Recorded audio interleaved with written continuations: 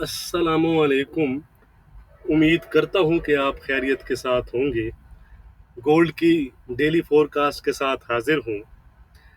आज सुबह मैंने आपको व्हाट्सएप पे अपडेट कर दिया था कि वीडियो मैं थोड़ी सी देर से अपलोड करूँगा कुछ ज़ाती मसरूफियात की वजह से, लेकिन फिर भी मैंने आपके साथ लेवल शेयर कर दिए थे। तो आज की बात करते हैं जी। अगर देखें तो गोल्ड ने आज 1834 के हाई बनाए हैं और रिसेंटली अगर हम लो देखें तो 1823 के आसपास के लो बनाए हैं। तो आज की गोल्ड पे बात करने से पहले आपको पता है कि हम कुछ चीज़ें डिस्कस करते हैं। तो सबसे पहले हम कल जो कमेंट्स हमारे सामने आए फेड चेयरमैन पावल की जानिब से, उनको देखते हैं। आसान लफ्ज़ों में मैं आपको समझाने की कोशिश करूंगा। सबसे पहले तो उन्होंने ये कहा कि जो इकानमी जो रिकवर हो रही है वो अभी इब्तदाई मराहिल में है। इसके एडिशनल गेन का वो फिलहाल वेट करेंगे, यानी कि मज़ीद वेट करेंगे। दूसरा उन्होंने कहा कि बहुत सारे नोटिस हम पहले देंगे मॉनेटरी पॉलिसी की एडजस्टमेंट से पहले, यानी कि आसान लफ्जों में टेपरिंग से पहले। तीसरा उन्होंने कहा कि इन्फ्लेशन पर जो उनका मौकफ है वही उन्होंने रिपीट किया कि वो जो बढ़ती हुई इन्फ्लेशन है उसको वो आर्जी देख रहे हैं। वो ये समझते हैं कि कोविड के बाद रीओपनिंग की वजह से इन्फ्लेशन में बढ़ती हुई नज़र आ रही है और आने वाले मंथ में ये इन्फ्लेशन नीचे आना शुरू हो जाएगी। लेकिन वो साथ ये तस्लीम करते हुए नजर आए कि इन्फ्लेशन का डेटा उनके मुताबिक हायर देन एक्सपेक्टेड है, यानी कि उनकी तवक्कुआत से ज़्यादा है और वो बड़ा केयरफुली इसको वॉच कर रहे हैं। और साथ उन्होंने कहा कि आने वाले कुछ हफ्तों में वो दोबारा टेपरिंग पर डिस्कशन करेंगे। यानी अगर नतीजा निकाला जाए इन कमेंट्स का तो एक मिक्स से स्लाइटली डोविश पिक्चर बनती है, जिसकी वजह से मार्केट में कोई ख़ास रिएक्शन नहीं दिया। लेकिन अगर हम देखें तो ऐसा लगता है कि शायद मार्केट जो है वो फेड चेयरमैन के इस नैरेटिव के साथ कुछ ज़्यादा एग्री करती हुई हमें नज़र नहीं आ रही। क्योंकि अगर ज़्यादा एग्री करती तो गो जो डॉलर है वो हमें नेगेटिव साइड पर नज़र आता, लेकिन डॉलर अभी भी पॉजिटिव बना हुआ है और आने वाले सेशन में ये मज़ीद कन्फर्म हो जाएगा।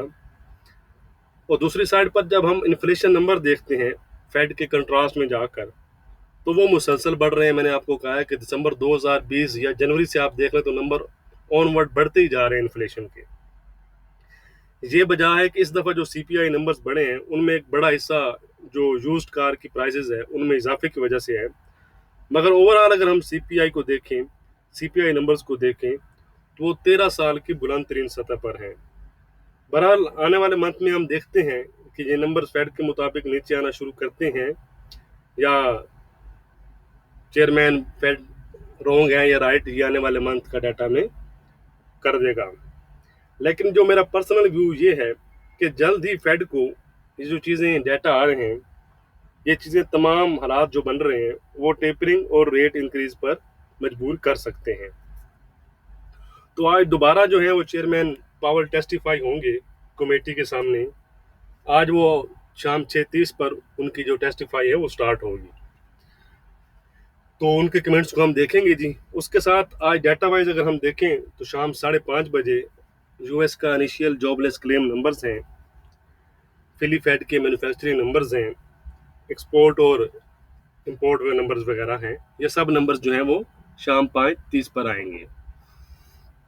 तो अब हम देखते हैं जी, ये तो बात होगी। अब हम चलते हैं जी डॉलर पर। ये है जी डॉलर का चार्ट मेरे सामने। डॉलर घूम फिर के वहीं आ जाता है जी 92.40 के आसपास ही। ठीक है जी, ये एक हमारा सपोर्ट लेवल था 92.40, इसको उसने ब्रेक किया है और नेक्स्ट जो इसका लेवल था वो था 92.21 के आसपास, लेकिन उसने उसको टच नहीं किया और दोबारा से रिवर्स होता हमें नजर आ रहा है। तो अगर ये 92.40 से दोबारा ऊपर आता है और 92.50 के ऊपर निकलता है तो दोबारा से ये जो हाई है 92.85, 93 और 93.43 की तरफ जा सकता है।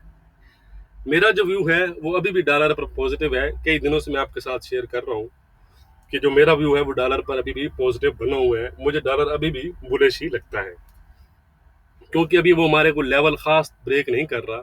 हाँ, अगर 92 से नीचे निकलता है तो वो फिर 91-50 तक जा सकता है, लेकिन फिलहाल वो 92-40 के आसपास ही घूम रहा है, जो हमारी एक मेजर सपोर्ट लेवल है। इसकी जो वजह थोड़ा सा, ये जो यूएस की 10 ईयर यील्ड्स हैं, ये अगर ये कल की चार्ट है, ये अगर आप देखें तो कल इन्होंने भी काफी सारा डॉलर को डेंट डाला है। अब ये थोड़ी बहुत ही हमें रिकवरी दिखा रहे हैं, आने वाले सेशन में देखेंगे कि यहाँ कहाँ तक रिकवर करती है। इस वजह से थोड़ा सा डॉलर को डेंट पड़ रहा है, इसके डॉलर के अप ट्रेंड को। अब हम चलते हैं जी गोल्ड पर। ये है जी गोल्ड का चार्ट मेरे सामने।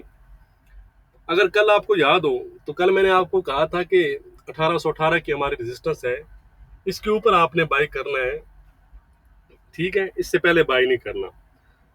तो ये जो कैंडल आपको नजर आ रही है, ये वाली, ये बड़ी स्पीड से कैंडल ऊपर गई थी, अगर आपको याद हो, याद ही होगा भी, कल की बात है जी। तो अब आपका सवाल हो सकता है कि हम बाइंग कैसे करें इतनी स्पीड कैंडल में। इतनी जो स्पीड में कैंडल जाती है उसमें बाइंग नहीं की जाती, ठीक है। 1818 से ऊपर बाइंग करने का मतलब क्या है वो मैं आपको बताता हूँ। ये जब स्पीड से गया तो इसको जाने दें जहां जाता है, ठीक है। ये देखिए, इसने 1829-30 के हाई बनाए, दोबारा से वो रिवर्स हुआ। दोबारा से जब भी गोल्ड ऊपर जाएगा तो दोबारा से एक दफा अपनी जो सपोर्ट लेवल होता है उसको टेस्ट करने आता है। जैसे कल ही आया, ये देखें, ये वाले जो हाई हमारे देखें, ये 1818 के, ये वाले 1818.50 के, इसको उसने रीटेस्ट करना था, लेकिन थोड़ा सा वो ऊपर से ही, यानी कि बाइंग प्रेशर इतना था, आप कह सकते हैं कि 1819 से ही वो रिवर्स हो गया। $1 का फर्क आप कह सकते हैं, 1 से $1.5, यानी कि आपने बाइंग फिर इस लेवल पे करनी थी। मेरी बात तो समझ रहे हैं ना। यानी कि इसने ब्रेक किया, इस कैंडल को जाने दें जहां जाती है, लेकिन जब दोबारा वो टेस्ट करने आएगा इस लेवल को तो आपने इसको बाइंग करना था। और अगर आप देखें तो फिर आपको ये कम से कम भी $15 की मूव देकर गया है इसके बाद, अगर आप देखें तो, ठीक है जी। तो ये चीजें होती हैं, इनका ख्याल किया करें आप। ऐसा ही होता है, अगर ये सेल वाली साइड पर हो, नीचे निकलता है तो आपने वेट करना है, जब दोबारा आकर रेजिस्टेंस को रीटेस्ट करेगा तो आप सेल करेंगे। इसी तरह यहाँ जब आप बाइंग में अगर निकलता है ऊपर, तो दोबारा जब वो आके अपने सपोर्ट लेवल को टेस्ट करता है तो आप बाइंग करते हैं, ठीक है जी। साथ साथ मैं बताता चाहता हूँ कि अलग जो चीज़ें होती हैं वो बताना मुश्किल हो जाती हैं। तो अब हम देखते हैं जी, एक चीज़ मैं आपके साथ दिखा रहा हूँ, शेयर कर रहा हूँ, ये जो मेरा अपना व्यू है, ये देखें, एक ये ट्रेंड लाइन है जी, उसके बाद एक शॉर्ट टर्म एक और ट्रेंड लाइन भी यहाँ पर बनती है, ये देखें यहाँ पर, ये मैं अगर ये देखें, ठीक है जी, बल्कि थोड़ा सा मैं ये इसी ट्रेंड लाइन को भी इसने टेस्ट किया है। अगर मैं देखूँ ना यहाँ पर, ये देखें, ये देखें, ठीक है। मैं थोड़ा सा इसको और क्लोज करता हूँ, ये देखें, ठीक है जी। अब ये गया ऊपर, अब दोबारा से रिवर्स हुआ, ठीक है जी। अब इसने ज्यादा से ज्यादा इस सपोर्ट, यानी कि जो ट्रेंड लाइन थी, रीटेस्ट किया, और अगर ज्यादा आने वाले सेशन में जाता है तो ज्यादा से ज्यादा ये इस चीज को रीटेस्ट कर लेगा, ये जो इस नीचे वाली लाइन है, ठीक है जी। क्योंकि ओवरऑल फिलहाल आपको पता है कि गोल्ड पॉजिटिव चल रहा है, तो इन चीजों का आपने जरूर ख्याल करना है। अब हम देख लेते हैं आज की रेजिस्टेंस और सपोर्ट, मजीद बात फिर उसके बाद करते हैं। तो आज की जो हमारी रेजिस्टेंस है वो है जी अब 1838, सॉरी 1838। अगर गोल्ड जाता है ऊपर और 1838 को ब्रेक करता है तो नेक्स्ट जो लेवल है वो भी मैं आपके साथ शेयर करता हूँ, वो है जी ये लेवल। इस लेवल तक गोल्ड जा सकता है, यानी कि इस लेवल को गोल्ड टारगेट कर सकता है। ये मेन लेवल्स हैं अब गोल्ड के अपसाइड पर, तो आपने इन लेवल्स को जरूर ज़हन में रखना है। दूसरी साइड पर जो हमारी सपोर्ट रहेगी आज, वो रहेगी जी आज $1813 की, से आप 14 भी कह सकते हैं, ठीक है जी। ये है जी आज हमारी सपोर्ट लेवल।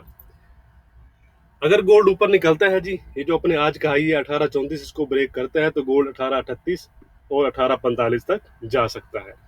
1845 के ऊपर गोल्ड 1852-55 तक जा सकता है। बाकी आपको पता है कि जो तमाम लेवल्स होते हैं वो मैं आपके साथ डिस्क्रिप्शन में शेयर कर देता हूँ, वो जरूर चेक कर लिया करें। दूसरी साइड पर अगर गोल्ड निकलता है नीचे, 1813 को ब्रेक करता है, तो फिर वो जाकर टेस्ट करेगा 1807, उसके नीचे 1800, 1800 के नीचे फिर मेजर सपोर्ट 1791, 1800 और 1791 एक मेजर सपोर्ट अब रहेंगी। 1791 के नीचे निकलता है तो फिर हम कह सकते हैं कि गोल्ड ज़्यादा हैवी होगा, सेलर फिर ज़्यादा अटैक करेंगे। तो फिलहाल हमारा जो व्यू है वो पॉजिटिव है। तो अब मसला ये है, अगर आप देखें तो डॉलर पर भी हमारा व्यू पॉजिटिव है और गोल्ड पर भी पॉजिटिव है, ठीक है जी। यानी कि दोनों ही हमें फिलहाल अप ट्रेंड में नज़र आ रहे हैं। तो इसमें क्या किया जाता है, इसमें ये किया जाता है कि आपने सिर्फ अब भूल जाए ट्रेंड स्टैंड को, आपने सिर्फ अब देखना है रेजिस्टेंस और सपोर्ट, और तीसरी चीज़ है स्टॉप लॉस। स्टॉप लॉस के बगैर आपने काम नहीं करना। इस तरह मार्केट होती है, तो जितना ही आप स्टॉप लॉस के साथ काम करेंगे उतना ही आप बस मार्केट में फायदे में रहेंगे। ये मत सोचा करें कि जो एक्सपीरियंस लोग होते हैं, जो जो बड़े तजर्बाकार लोग होते हैं, वो स्टॉप लॉस नहीं लगाते। मेरे भाई वो सबसे पहले लगाते ही स्टॉप लॉस है। अगर मैं ट्रेड करूंगा, जो कोई और जो तजर्बाकार बंदा है वो ट्रेड करेगा, तो वो ट्रेड लेते वक्त सबसे पहले ये देखेगा कि उसका स्टॉप लॉस कितना बन रहा है, वो ज्यादा तो नहीं बन रहा। यानी कि वो देखेगा कि मेरा स्टॉप लॉस कितना है और मेरा फायदा कितना है, यानी कि रिस्क कितना है और रिवार्ड कितना है। तो वो अपनी रिस्क एंड रिवार्ड रेशो देख कर ही ट्रेड लेगा, वो सबसे पहले अपना स्टॉप लॉस देखेगा। और जो बदकिस्मती की बात ये है कि जो जितना जूनियर होता है वो स्टॉप लॉस को समझता ही कुछ नहीं, वो देखता ही नहीं इसको, वो बस कहता है ये यहाँ भी ले लिया मैंने, यहाँ भी ले लिया। ऐसा नहीं होता। रेजिस्टेंस और सपोर्ट्स का ख्याल किया करें, स्टॉप लॉस को जरूर इस्तेमाल किया करें अगर आप एंड ऑफ द डे इस मार्केट में कामयाब होना चाहते हैं तो।